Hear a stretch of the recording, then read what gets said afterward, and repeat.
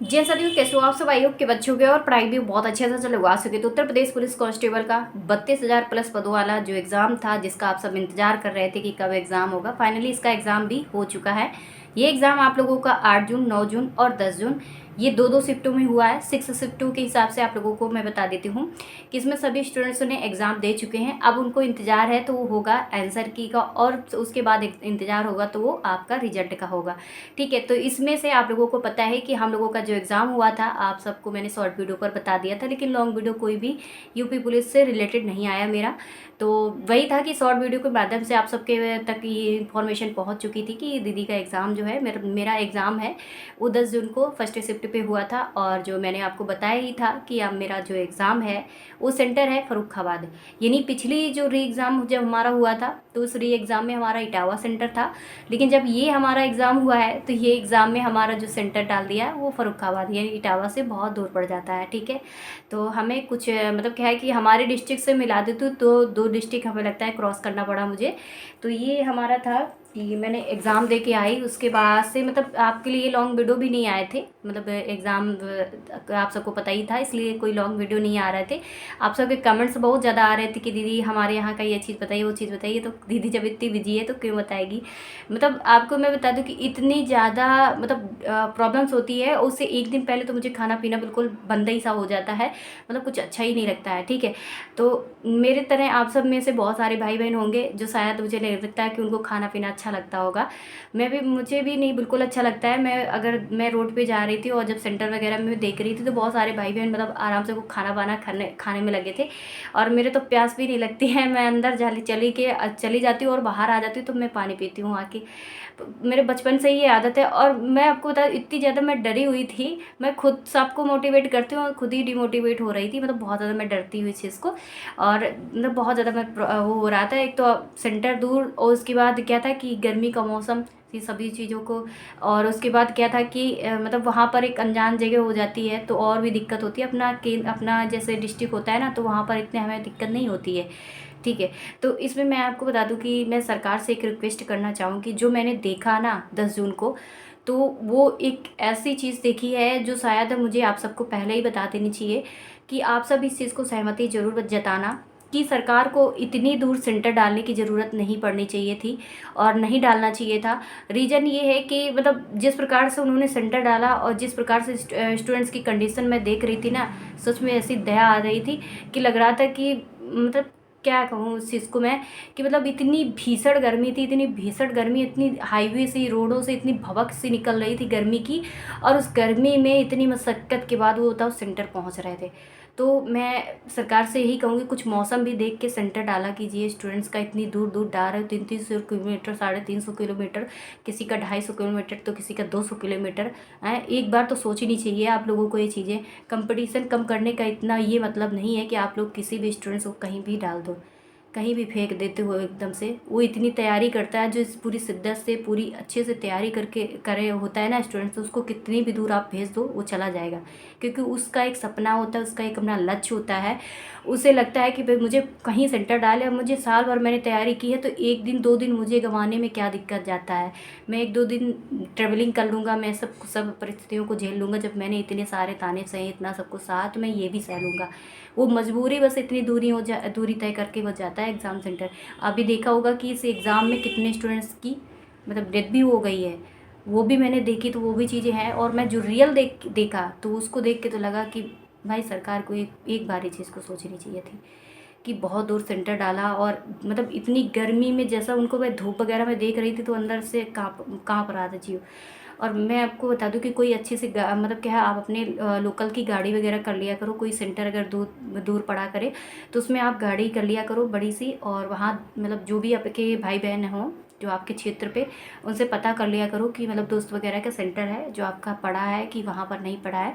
ये सारी चीज़ें पता करके एक गाड़ी में सभी लोग एक साथ मतलब हो के तब जाया करो। तो उसमें ये होता है कि आप लोगों को पैसा भी इतना ज़्यादा वो नहीं लगेगा। मतलब जब आप वहाँ जाओगे ना, हम मतलब पिछली बार मैं आपको इटावा जब हम लोग गई थी तो हमारे साथ बहुत सारे लोग थे, 12 लोग थे हम लोग।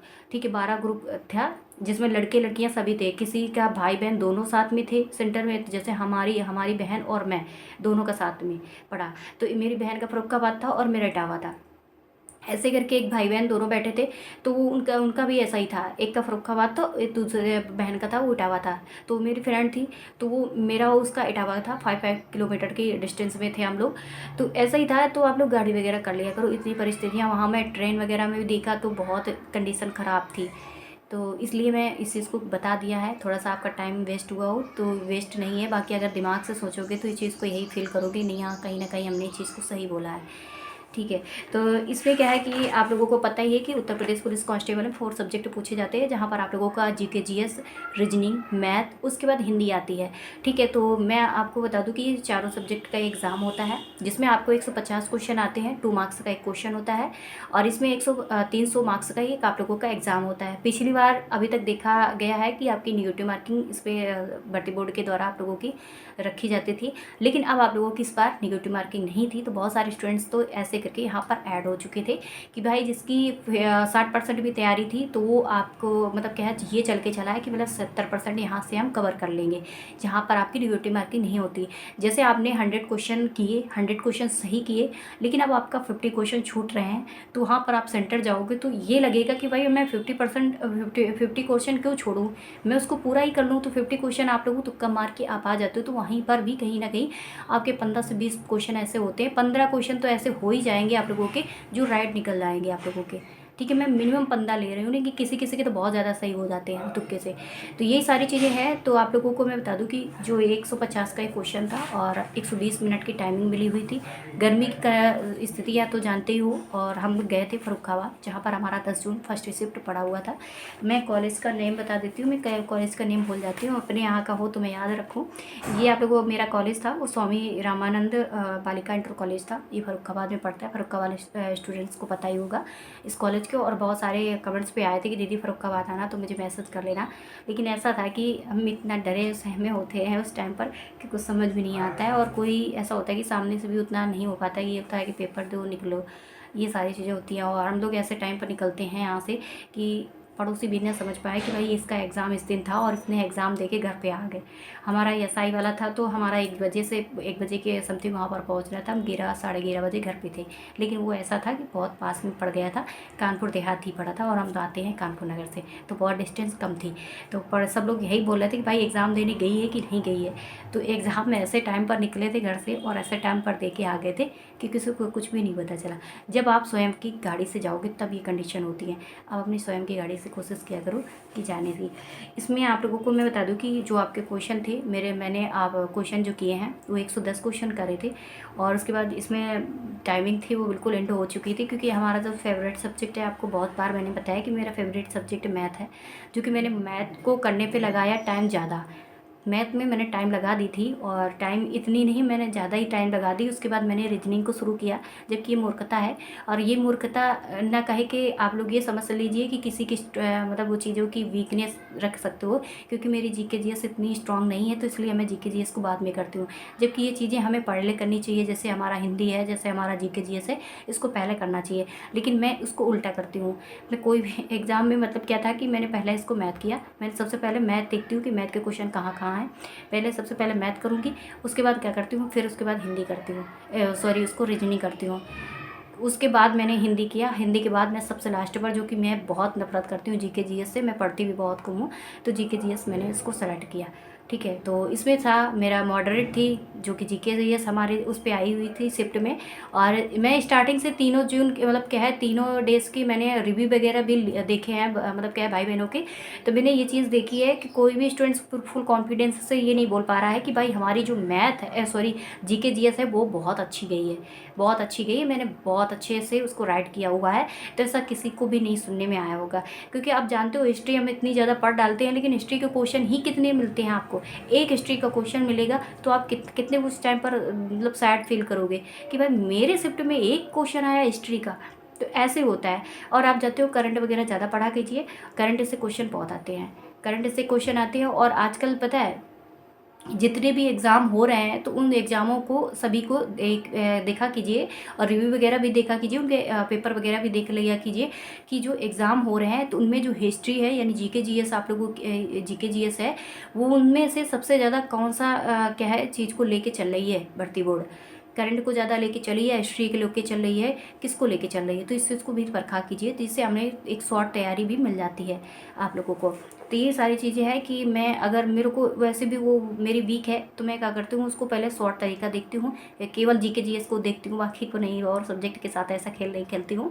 इसमें मैं यही फॉलो करती हूँ, ठीक है। तो इसमें भी अब मैं क्वेश्चन है वो अपना करके आई और अच्छा खासा है। इसके बाद मैथ जो मेरा फेवरेट था, इसमें तो आप लोगों के कॉमन सब्जेक्ट है, इसमें कॉमन ही चैप्टर थे। यही आपका परसेंटेज है, CISI, ये तो आपके सभी एग्जामों में आने वाले चैप्टर हैं, ये आते हैं। LCM SCM हो गया, और इसके बाद ये रेशियो हो गया, टाइम एंड वर्क हो गया, ये सारे जो चैप्टर होते हैं ये हमारे कॉमन सब्जेक्ट होते हैं। हर एक स्टूडेंट्स को इनको लेके चलना चाहिए। ये आप लोगों के ऐसे हैं कि आप लोग 1 से 2 बार अगर करोगे और प्रैक्टिस भी करोगे तो आप अच्छा सा कर डालोगे।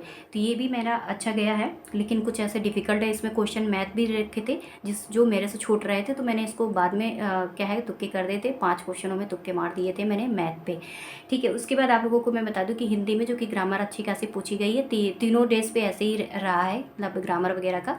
तो इसमें भी ग्रामर है, और इसका गद्यांश थोड़ा लॉन्ग ही पूछा गया था, जिसमें हमें पढ़ने में टाइम लग गया था। मैंने डायरेक्टली क्वेश्चन नहीं सॉल्व करके मैंने पहले इसको रीड किया था, पर मतलब क्या है स्पीडली से, क्योंकि हमारे अंकित सर भी अक्सर ये चीज़ें बताते थे कि मतलब क्या है एक बार इसको क्या है अच्छे से पहले क्या है इसको रीड कर लीजिए, उसके बाद इसको क्वेश्चन का आंसर देखोगे तो जल्दी से आप लोग सॉल्व कर पाओगे। तो ऐसे ही था, थोड़ा सा लॉन्ग होने की वजह से मैंने इसको सही से पढ़ा, उसके बाद मैंने क्वेश्चन का आंसर दिया।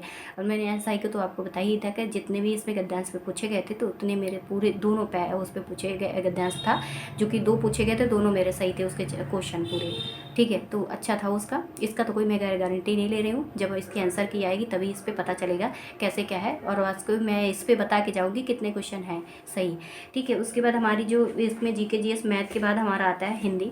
हिंदी में हमारे हैं वो यही से थोड़ा सा रचनाएं वगैरह हैं, पर्यायवाची जो हमारी पूछी गई थी, तो यहीं से थोड़ा सा मतलब क्या है आगे पीछे कर दिया था, सही हो गया था ये भी मेरा।